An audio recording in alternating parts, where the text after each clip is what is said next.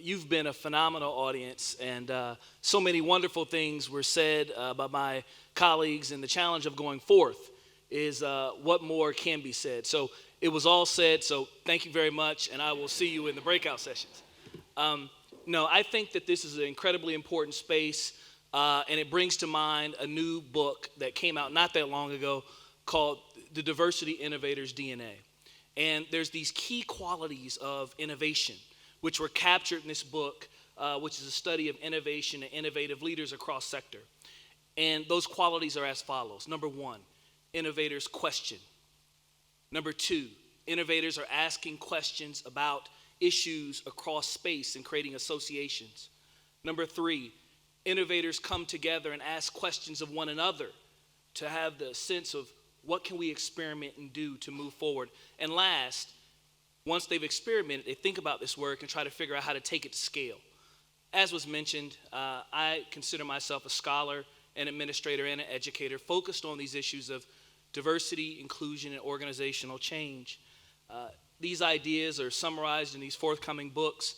I will make available a PDF version of the slide presentation following this, so sit back, relax, and let's just come on the journey together.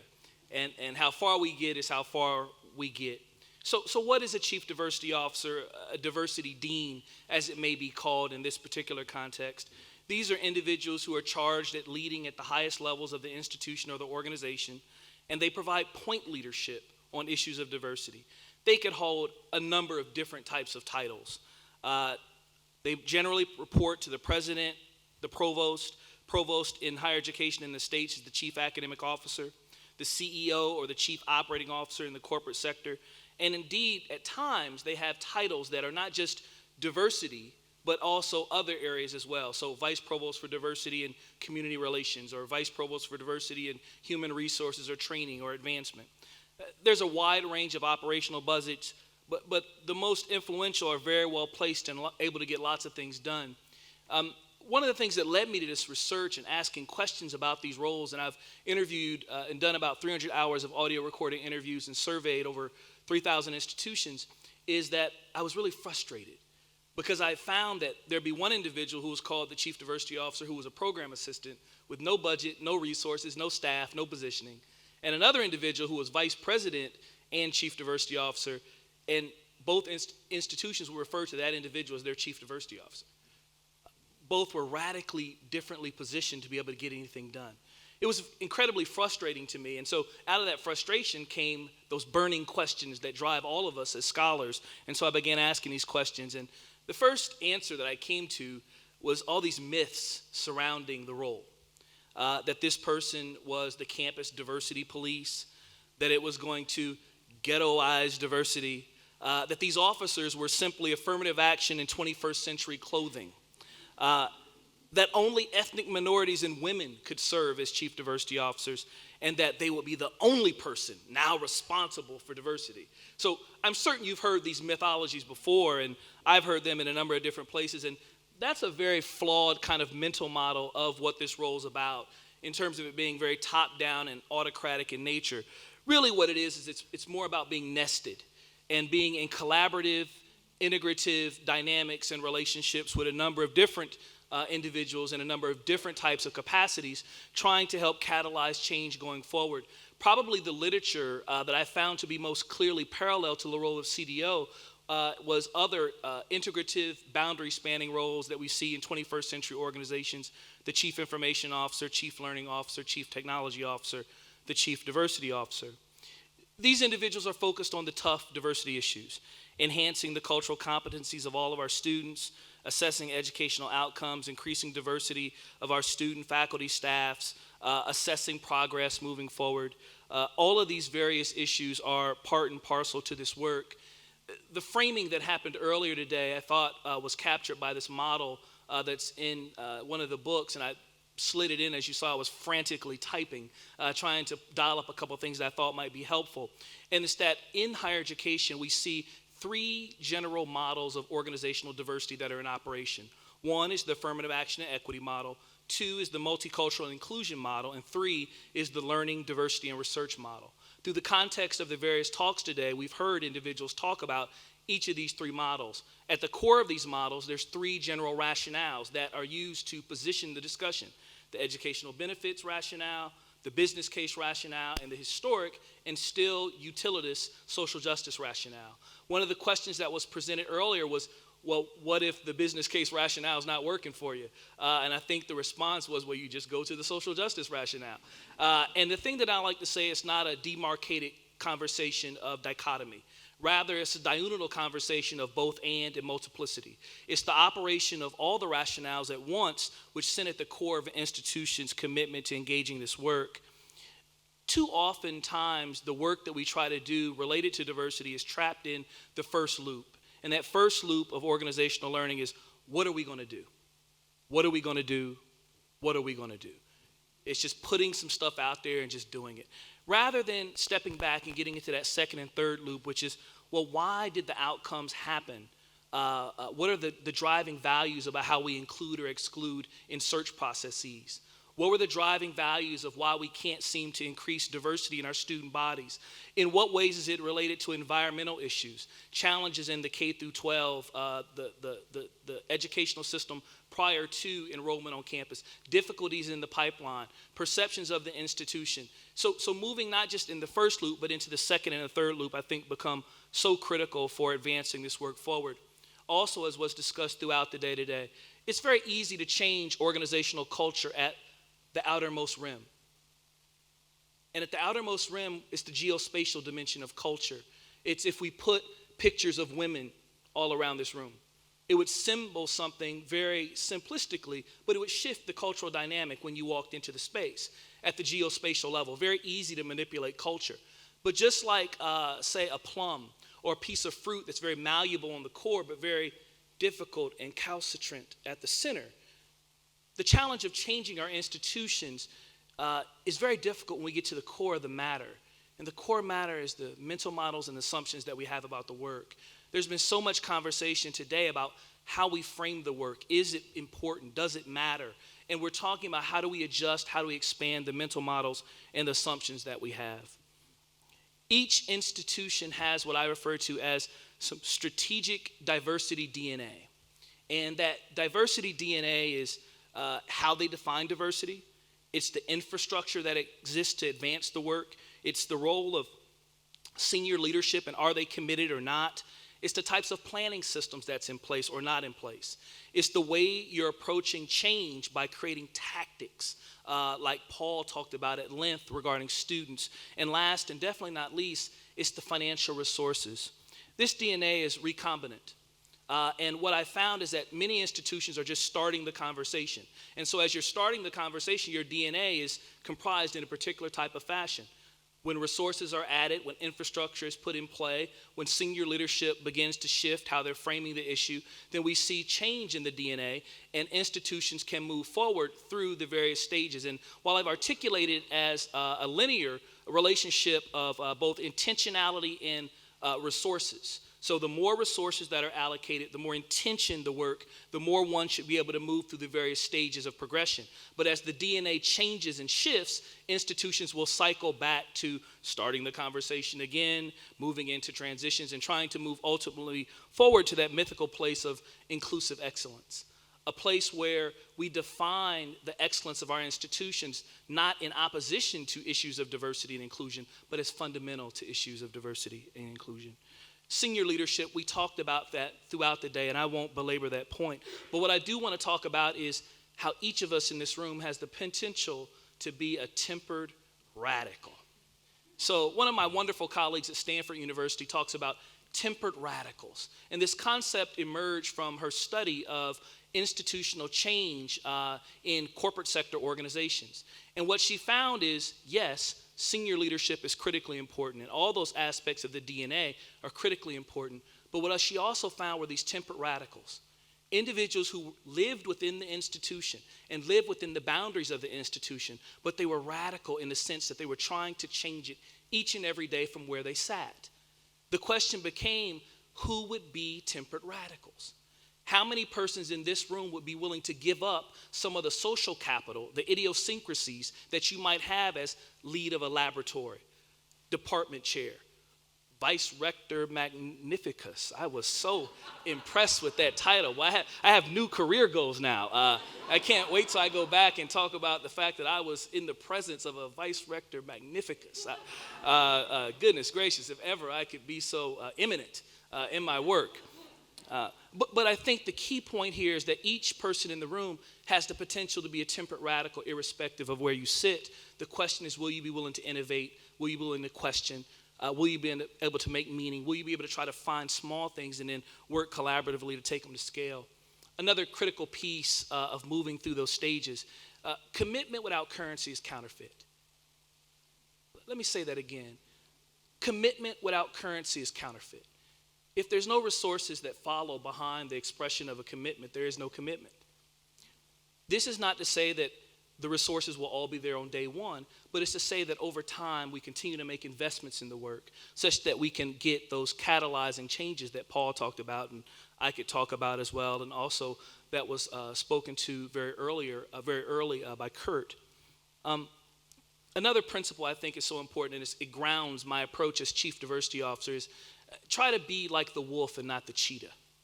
Now, I spent a lot of time as a young man watching the Nature Channel and reading a lot of science fiction books and novels. And I'm not going to do some of the science fiction metaphors that I usually do. I do this lecture called Diversity, Science Fiction, and Organizational Change. And I go through the gamut of different types of movies. But I do want to talk a little bit about this animal metaphor of the cheetah and the wolf. Too often in higher education, our work of strategic planning, particularly around issues of diversity and inclusion, is cheetah-like. And what I mean by that is the cheetah is the fastest land mammal on the planet. We find them in a very narrow part of the world, but they are capable of reaching top velocities of 75 to 80 miles per hour. They can sustain that velocity for about 300 meters. And so their tactic is they sit on top of the plane, and they wait for that antelope to appear. And then they go tearing after that antelope, right? Frantically, operating either in isolation or maybe with their partner, but generally pretty simplistic tactical approach here to getting the goal accomplished. Capable of taking down prey that's generally about the size of the cheetah or a little smaller. By comparison, the wolf operates collaboratively and collectively, not just capable of moving at a top velocity for 300 meters, but moving relentlessly for days on end. Found in nearly any part of the world. Very Arctic, very desert-like, very tropical, capable of taking down prey and obstacles that are of varying different sizes, 3, 4, and 5 times the size of it. And so in higher education, I asked the question, are we like the cheetah or are we like the wolf when it comes to this work? Are we crisis-driven? Is it isolated efforts? Is it 100 things we do? Is there no coordination? Is there no point leadership? Are we symbolic in the messaging we give, but not committed in the actions that follow? Versus the wolf, very strategic, very connected, very synchronized, vertical and lateral structures trying to move an agenda forward, clear roles of leadership, not just senior leadership, but individuals operating as temperate radical within the organization across the board. This is some data based on one of my national surveys, roughly 800 institutions represented here around accountability, which is something you'll hear a lot about as you think about and traverse forward in this work. About 56% of institutions generally have some type of report on diversity. About 47% give this report at the board level. About 25% have taken the next step, moving beyond accountability at the institutional level and moving to a place of accountability at the individual leader level. Asking, is diversity a part of the assessment or the merit review of leaders? About 25%, and in terms of faculty, about 12%. And this is, of course, a study that I did in the U.S. So last several points I'd like to make around Chief Diversity Officer, this diversity dean. The role is one because it is integrative in nature, where it's going to bounce up against other administrative roles in your organization. In my organization, that means I'm bounding up against academic affairs, student affairs, human resource, development, alumni relations, enrollment management, but I'm always in these bounded relationships. And where my role interfaces with those roles, conflict happens. And conflict happens because doing this work is oftentimes like swimming with the sharks. It is highly political work, meaning that the individuals that are engaged in the work need a particular type of competency and skill set to be effective. Number one, they have to be very politically savvy. You have to understand how to move in and out of space. Number two, you have to have a depth of understanding about the culture of the academy and indeed the culture of the institution that you're operating in over time. Number three, you cannot be a neophyte to the business of organizational change. Each and every one of my colleagues who spoke before me framed the work in terms of organizational change, because indeed that is what it is. A need to have a sophisticated relational package, ability to see the world from multiple perspectives, lead with a high degree of emotional intelligence, able to frame issues verbally or in written form, a mastery of diversity and inclusion strategies. At this point, we don't have to reinvent the wheel to figure out what works to diversify our faculties, what works to engage in the business of expanding the pipeline or increasing retention. There's a literature base that has been codified by colleagues much more esteemed than myself. And finally, and definitely not least, the ability to cultivate common vision. Now, before someone in the audience asks me the question, well, how do you do that? Here to tell you there's no magic bullet on that. And indeed, it's deep and it's entrenched and it's engaged work that happens over time, trying to put people on this virtual diversity bus of change, trying to get folks on this bus with you as you're moving forward. Some strategies that I use for collaboration and to get folks on board. Number one, I think you have to have the very clear and unqualified support of senior leadership. Becomes very important in terms of setting a broad administrative organizational context. Number two, I think that the Chief Diversity Officer has to be positioned in a number of key spaces, not just diversity spaces, but spaces that are key to the overall institutional health and viability of the campus. For example, one of the things that we did at the University of Wisconsin-Madison is we created a tuition differential project. In essence, we charge more tuition for those students who could pay more.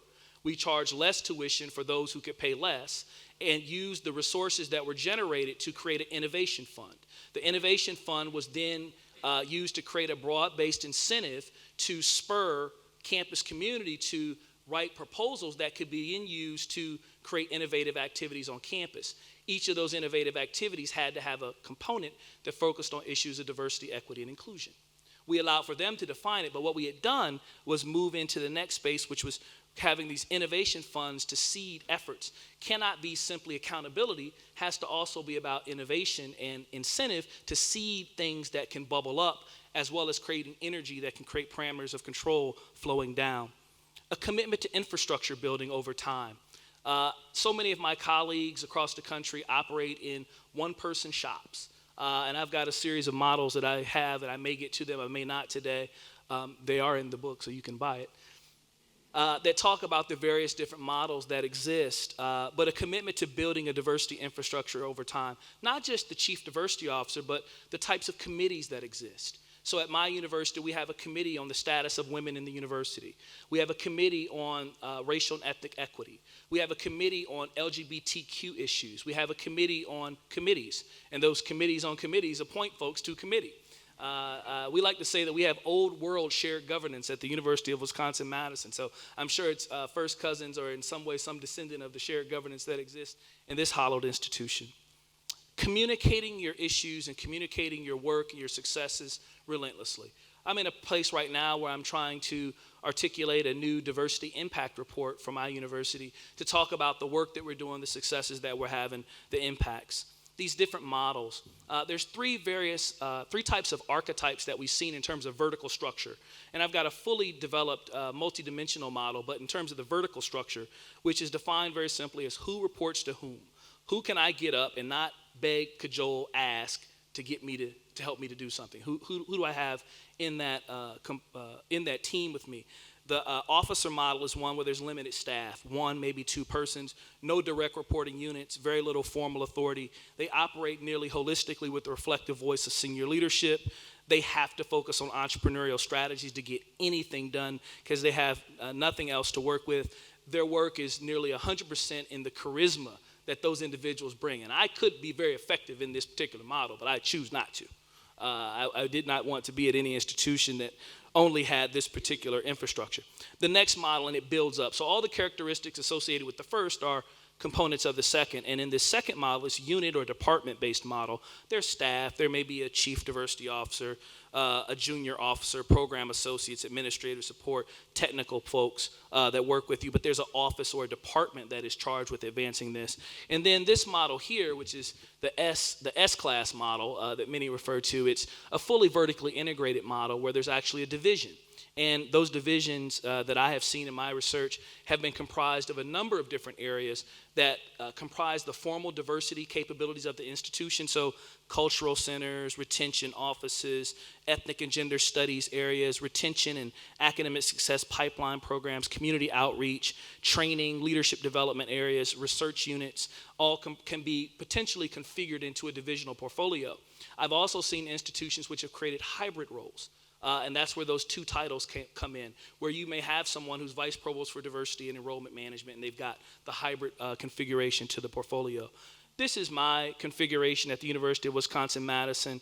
I have a configuration that really focuses on equity and climate and inclusion, student diversity and academic excellence, and then diversity, learning, and community building.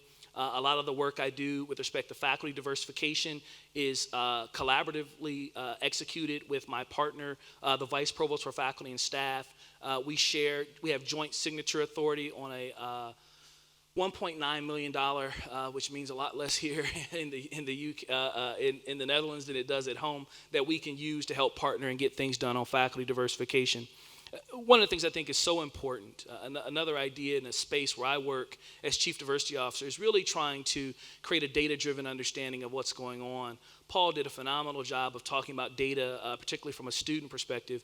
But one of the things that we try to do at UW-Madison is thinking about data also too, and I'm sure that Paul's institution does as well, from a faculty perspective. And so one of the very simple data tools that we like to use is a faculty turnover quotient, which is a simple ratio in terms of URM, which is underrepresented minorities, that we had at time 2 versus earlier time with some type of correction. And it allows you to get a turnover quotient.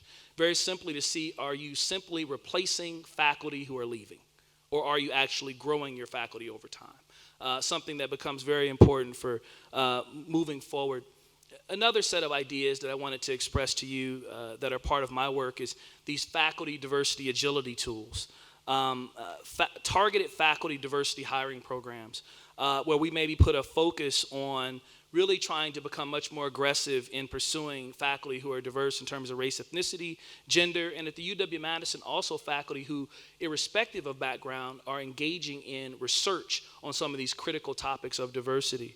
We're always trying to look for diverse talent.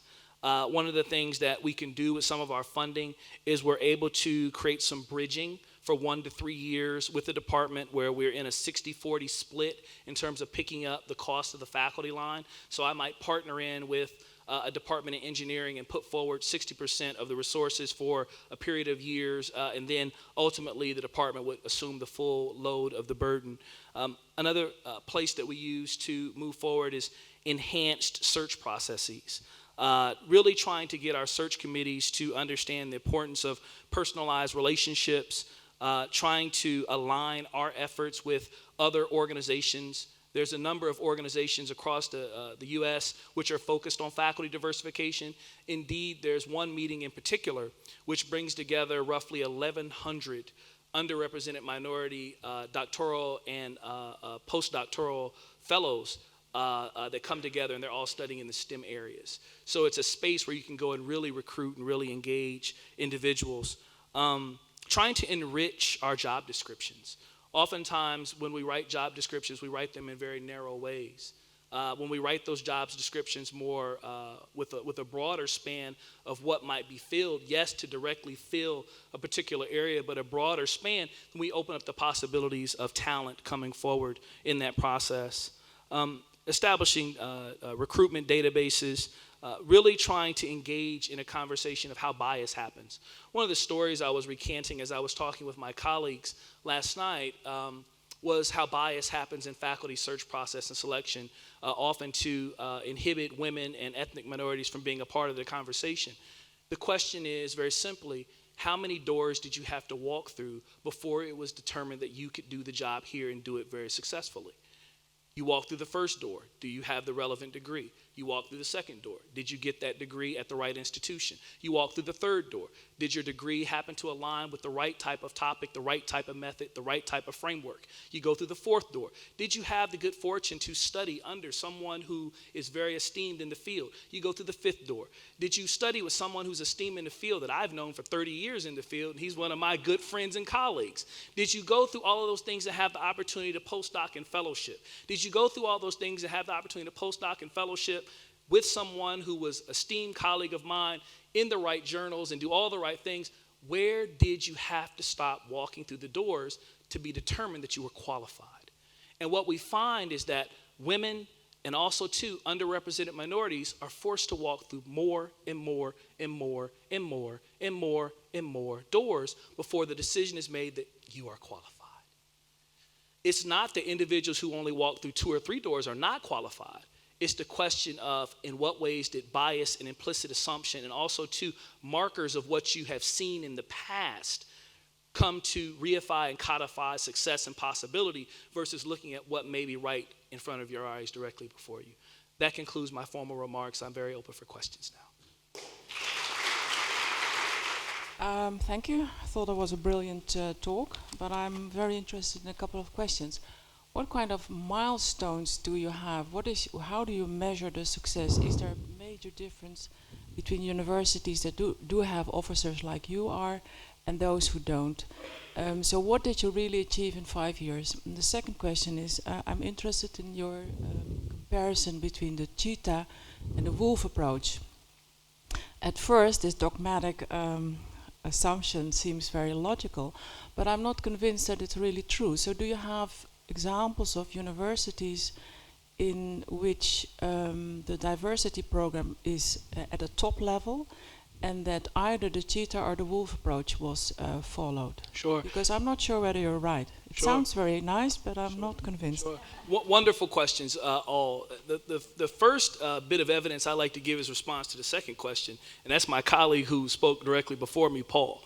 That was a very wolf-like approach, and let me qualify how so. Number one, it illustrated clear coordination and control of what they were doing. Number two, it had a clear strategic set of goals. Number three, there was investment of resources over time. Number four, they systematically engaged that work, not for 1 year, 2 year, 3 years, but multiple years. They continued to innovate. It was multiplicitous, not just involving one person in his role, but involving multiple different roles and multiple different departments, activated and illustrated through his various different components of a discussion, and I thought very powerfully shown through the data in a clear way.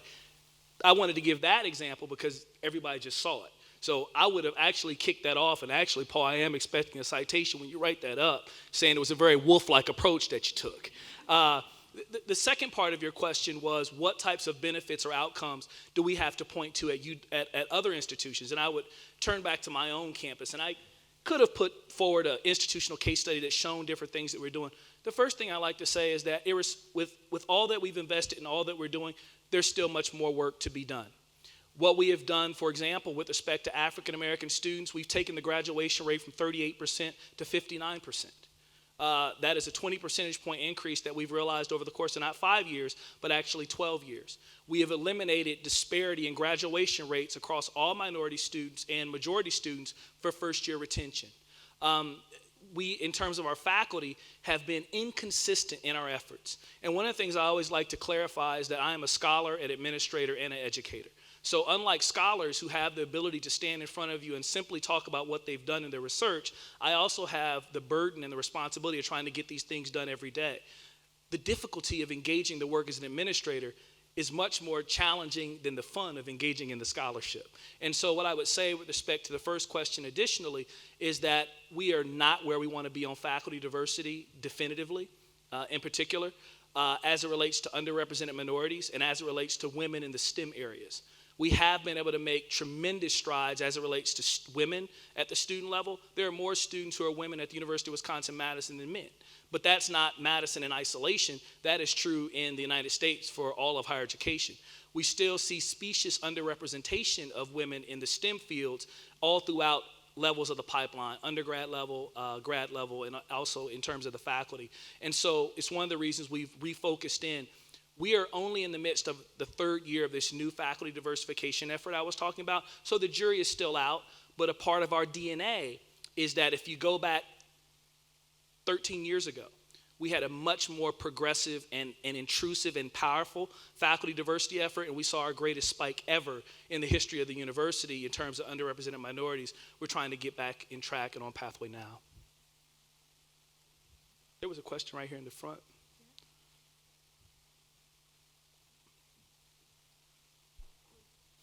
So, who are those officers and who is in those committees, administrators or academics? Because the work demand on faculty is already very high to keep their science excellent at the top. Yes. While administrators sometimes do not understand issues in academic environment. Absolutely. So one of the things I would say, because I don't know how many of you know the UW-Madison, but we have the second largest number of research expenditures in the United States. So we are a research institution doing multiple $1 billion of research annually. So our faculty are highly engaged in scholarship. But those committees are shared governance committees, meaning that they have faculty engagement, administrative engagement, and also student engagement in them. And we think that that's important for helping to shape a discussion that has a level of buy-in. One of the things, again, that I mentioned before is that at Madison in particular, we talk about having old world faculty governance. And so faculty are very involved in shaping the administrative life and values and priorities of the institution, and committee membership is a critical aspect of that. I think that to not have our faculty involved in that way would be highly problematic. For example, as we were developing the new faculty diversity strategy, I had a faculty diversity strategy group that had a couple deans and department chairs and senior faculty members, and we actually collaborated in developing the strategy. Yes. At one point in your presentation, you combined the words diversity with inclusion. Yes. And I think this is very important because I think in the Netherlands, many larger organizations tend to forget that diversity in itself is very diverse. Yes. And that they forget to include forms of diversity. And I'm talking about the fact that in the Netherlands, many organizations do tend to tackle the gender issue or the cultural or ethnic issues, but they forget that there's things relate to age or disabilities, not to mention sexual orientation or gender identity issues, which are not dealt with. How important is it to be inclusive in your diversity policies, to be fully inclusive in your diversity policies? Absolutely, and one of the things that you're triggering into is this notion of the multiplicitous ways in which we are diverse. The model that I put up there, I took out of the slideshow, and it actually talks about the various different social identities that we carry in terms of age, race, gender, ethnicity, mental abilities, sexual orientation, so on and so forth. In addition to those other types of ways that we are diverse in terms of work styles, communication styles, occupation, learning, so on and so forth. In terms of that, the next question of what you asked in terms of how we combine it and put things together in my work, the affirmative action and equity model, which is appearing behind me now, really is classically focused on access for individuals who are underrepresented in terms of ethnic minority status, individuals who are underrepresented in terms of gender. By comparison, the multicultural and inclusion model is an expansion of that discussion. And it's here we're talking about how do we include and fully engage individuals who are diverse, irrespective of identity characteristics. For example, how do we create reasonable accommodations for individuals who have disabilities, individuals who are not ambulatory, or individuals who are deaf or hard of hearing? Also, too, in what ways do we create contexts whereby individuals who are diverse in terms of their sexual orientation or in their religious identities and faith are included in the environment, in the workspace? There's three different ways that can happen. One is by establishing affinity organizations, which give those individuals, trying to intentionally create a context for them to come together in the rainbow is the commonly identified LGBT symbol, in a rainbow center or in a rainbow affinity group, trying to create sense of belonging and anchoredness in environments that may be exclusionary. A second way to approach it is by being intentional and infusing those identities into trainings and leadership developments and orientation programs, so we're creating an elevated understanding of the issues. The third way is to engage in terms of policy.